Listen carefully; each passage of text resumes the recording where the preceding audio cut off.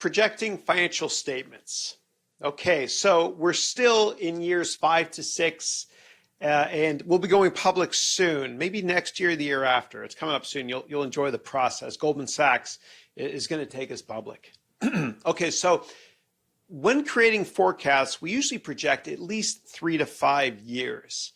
And again, we always start with sales projections. Remember we talked about budgeting? We talked about sales is the most important thing you can forecast. It's the same thing with companies forecasting for financial models. And so you create projections, which people on Wall Street call pro forma financial statements. I don't know why. It's just a projection. Okay, so what is the most important thing to assess for a potential investment in a startup? What is it?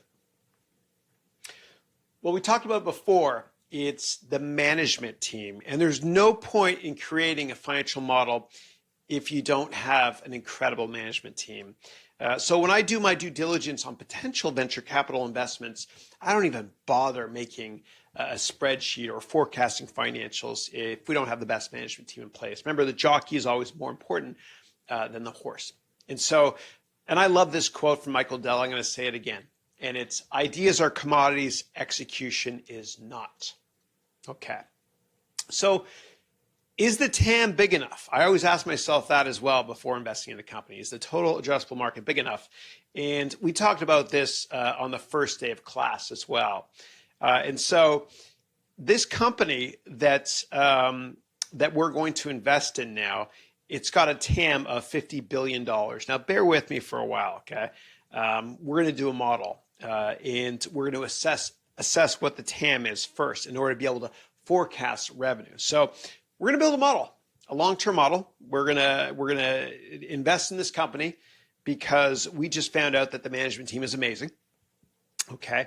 And this management team has had multiple past exits before in the technology sector. And the size of the market is $50 billion. So we're really excited about this hypothetical investment. Okay.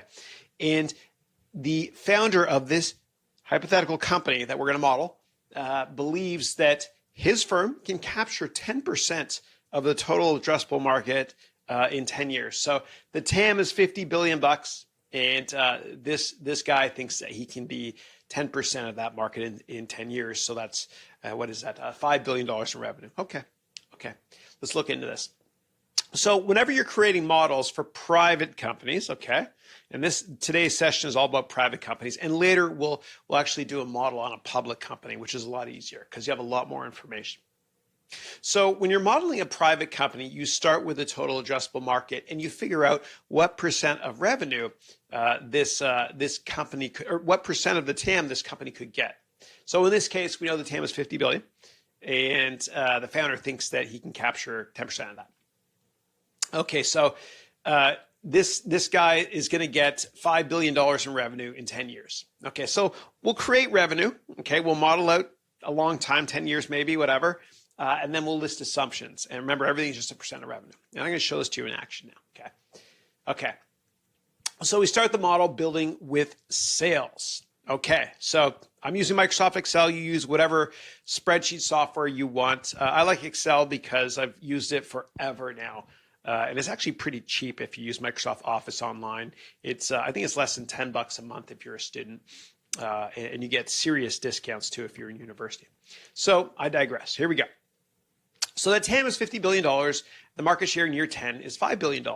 And let's just say at the average selling price, the product that this company is making, the average selling price of the ASP is $100,000. And so if we take $5 billion in revenue, divided by $100,000 per unit, or the average price, then that gets you to 50,000 units sold in year 10. Okay, remember, what we're doing now is we're figuring out revenue. Okay, so, okay, fine. So in year 3, this person told us that he can get to $500 million in revenue. And most people I would call BS on it, but this guy is so awesome in the last company he founded that he actually got his last firm to $350 million in revenue by the 3rd year of existence, which is amazing.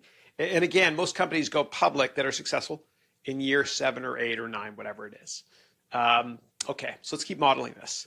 And so I'm playing around with the numbers here. And usually this whole process of trying to figure out revenue takes me at least a day, right? And I make a lot of assumptions, and then I finish what I believe to be the perfect revenue forecast for the next 5 or 10 years. And then I go to bed. And then I get up the next morning and I look at it again with a fresh mind. And quite often I make minor tweaks here and there. And then I'm done with revenue and I model the rest of the company. So you're going to see a truncated or smaller version of this whole revenue process for me when it comes to forecasting. So as you can see, I'm forecasting the year-over-year growth in the number of units. And so by year 10, you see that they're expecting 50,000 units. And I'll just kind of walk through it until I get the right number set up. And I'll always list everything I'm thinking about as I go through this process. So when I revisit my model, I can understand the logic that was in my head at that time. Okay, so I'm going to read some of the line items off my Excel spreadsheet here. So in year 3, our guy said he can get to 500 million bucks in revenue. This seems pretty aggressive. Let's assume it's 400 million. You see what I did there? It's a little bit more of an art than a science when you're modeling, right? The science is the mathematical calculations and the percentage of the TAM you think you can get longer term. But there's an art side to it as well. And that's why finance is a little bit more of an art and a science type of process or analysis process than accounting is. Okay, so this growth is pretty high. Let's assume it slows down a lot in future years just due to the law of large numbers. Okay, so I get to 50% unit growth in year 10. That still seems high. My numbers are way too big. I'm just reading here.